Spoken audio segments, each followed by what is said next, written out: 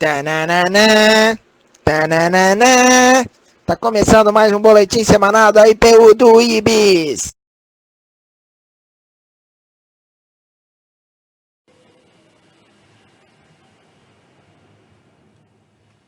Então, meus irmãos, nesse boletim nós queremos trazer algumas curiosidades teológicas. Então, no Evangelho deste domingo, Mateus 16, 13 a 20, eu quero trazer duas informações que talvez você diga: pastor, que diferença isso vai fazer na minha vida? Fala sério, né? Mas nós podemos, de repente, ter aí algo que vai melhorar uma conversa, vai trazer uma informação nova e talvez um entendimento melhor sobre alguns aspectos. Então, hoje, vamos acrescentar ao nosso conhecimento um pouco sobre uma localidade bíblica conhecida como Cesareia de Filipe, que está lá no texto, e uma interpretação sobre a tal pedra sobre a qual se edificaria a Igreja de Cristo. Jesus diz aos discípulos lá: sobre essa pedra edificarei a minha igreja. Uma pedra polêmica? Veremos. Então, primeiro, vamos tratar aí do local, O local, Cesareia de Filipe, ou terra de César, território do César Filipe. Então, Cesareia é a terra do César, cujo nome era Filipe. Teve vários outros nomes, E foi um lugar que era santuário para o deus Pan, um santuário pagão para o deus Pan. E essa divindade é uma divindade dos rebanhos e dos pastores. Daí conta-se sobre um pastor diferente, que governa o povo com compaixão, sentindo o outro na sua entranha, no seu ventre. A memória histórica desse santuário tem a ver com a misericórdia para com aqueles que são como ovelhas sem pastor. O local, Cesareia de Filipe, remete à soberania, cidade que só aumentou de tamanho sob governantes submissos a Roma.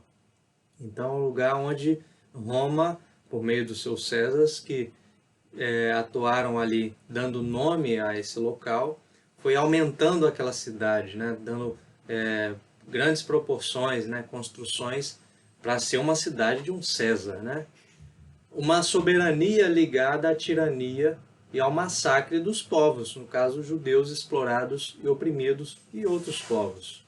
Para os romanos, a história, construções e seus atos atestam sua superioridade sobre os outros, e o direito de dominar. Então, tanto história, as construções e os atos dos romanos atestam a superioridade que eles achavam ter e o direito de dominar os demais.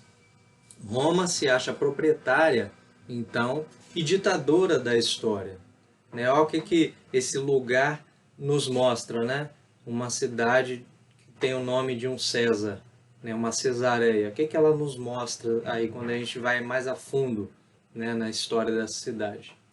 Então nós temos aí essa conclusão de que Roma se acha proprietária e ditadora da história quando ela faz aí nessa localidade todo essa coisa de ser imponente, de se impor. Então Jesus se deixa afetar pelo outro, atraindo para ele esses atributos percebidos naquele lugar. Ele pastoreia o povo, sentindo a aflição do povo. Envia seus discípulos e discípulas em ação similar.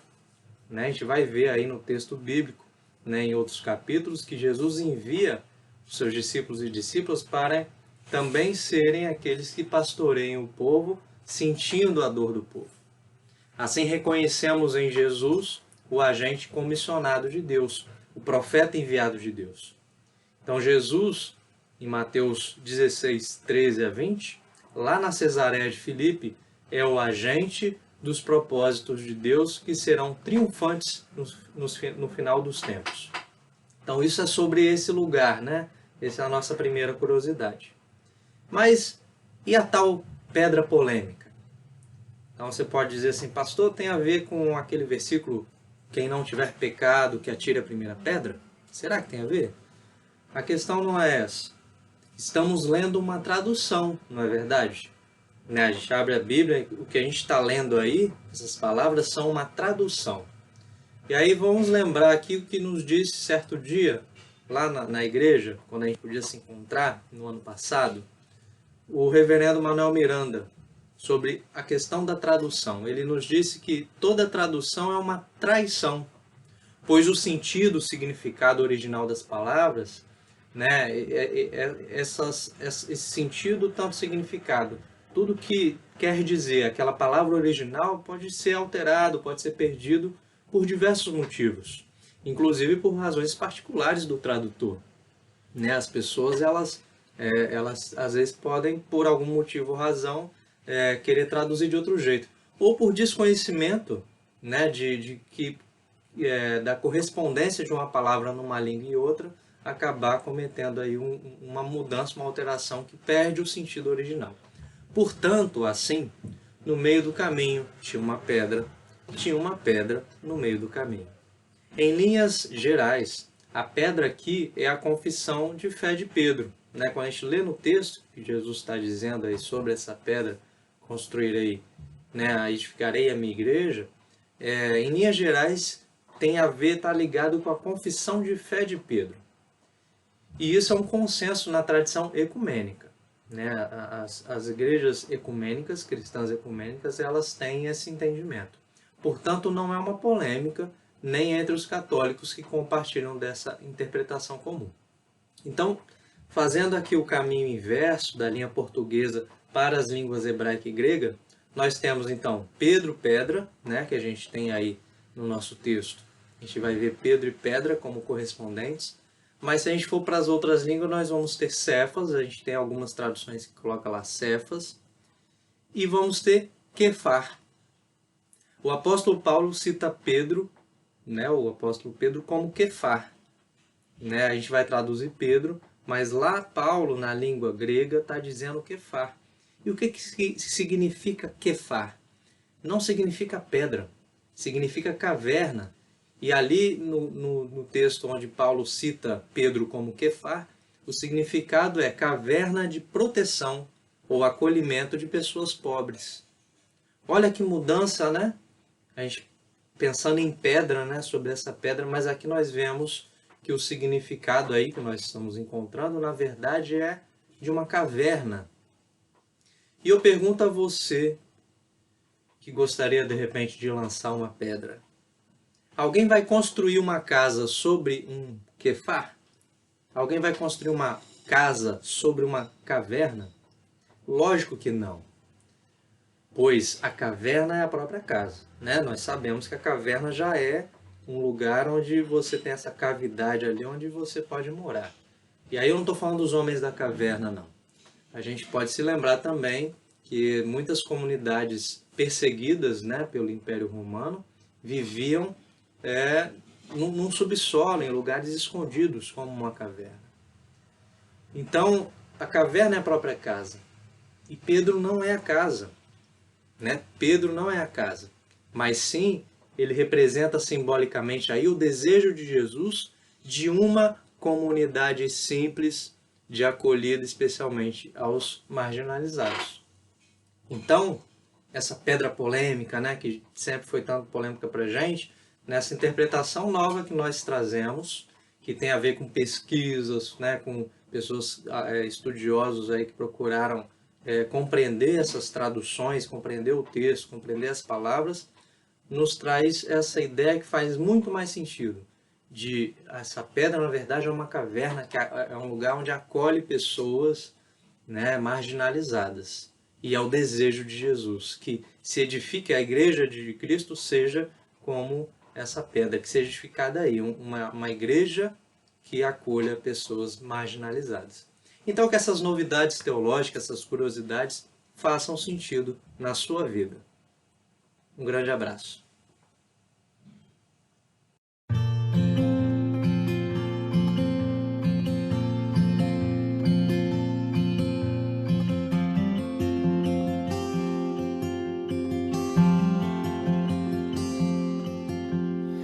Cedo me acorda a oração, é o coração que tá apertado para ver um mundo diferente da notícia repetida da televisão.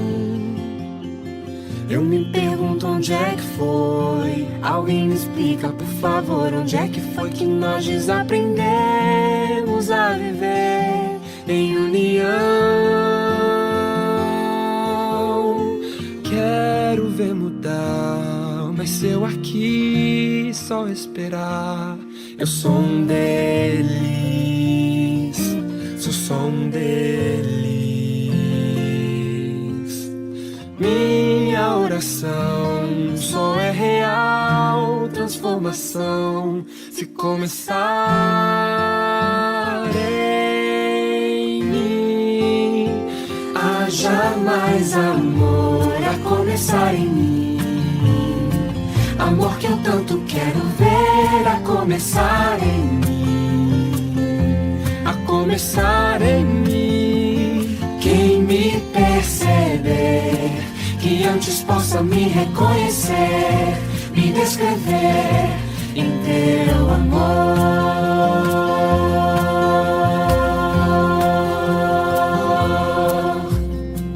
E se tivesse mais perdão, se no lugar de apontarem tantos erros fossem estendidos mais abraços, mais olhares de aceitação.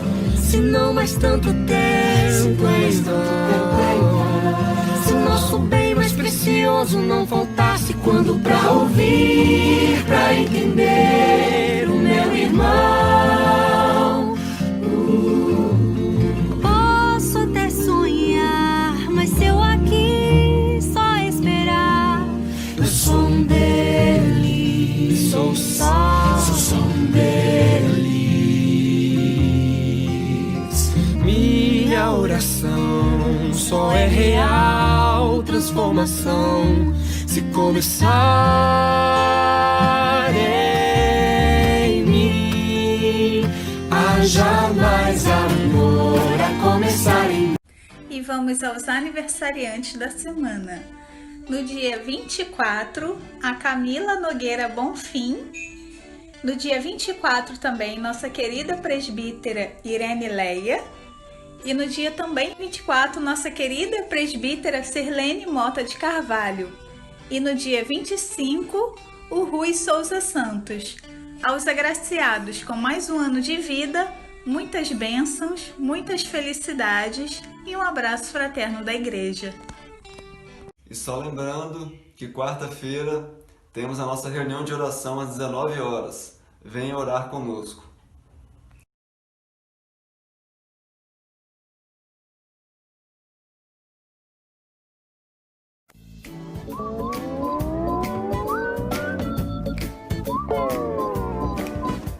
Por dias melhores, por abraços sem fim, por todos que lutam por você e por mim. O que nos protege eu já escolhi, eu uso máscara, tem que ser assim. Agora é hora de você se cuidar, cuidar de quem ama, cuidar pra valer. Usar sua máscara vai ajudar, essa doença não vai nos vencer. Cubra o sorriso, vista esta ideia, momento é de luta, é a solução. Daqui a pouco tudo volta ao normal e o mundo vai ser uma só emoção. Agora é hora de você se cuidar, cuidar de quem ama, cuidar pra valer.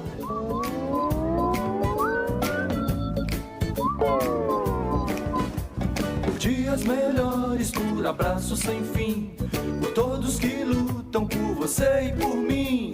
O que nos protege eu já escolhi, eu uso máscara, tem que ser assim. Agora é hora de você se cuidar, cuidar de quem ama, cuidar pra valer.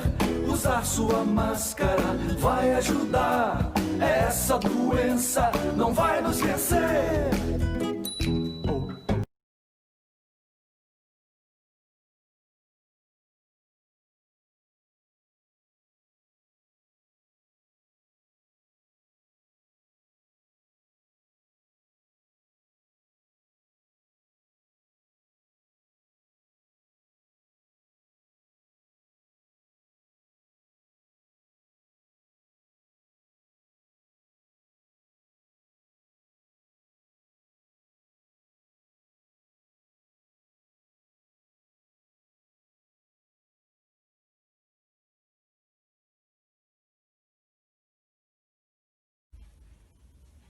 Muito obrigado a todos os membros e visitantes por continuarem assistindo às nossas transmissões online. Desejo que tenham todos uma boa semana e fiquem com Deus.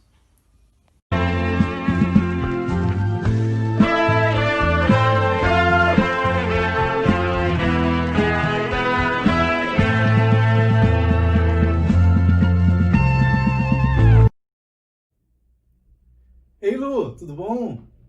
Ei, Pri. Oi! Kessia. Ei, Airo, Oi. tudo bom? Fala, Cláudio. Fala, Paulão, tudo Oi. bem? E aí, Carlos? Bora cantar um sertanejo? Bora! Bora. Sô! Então vamos lá.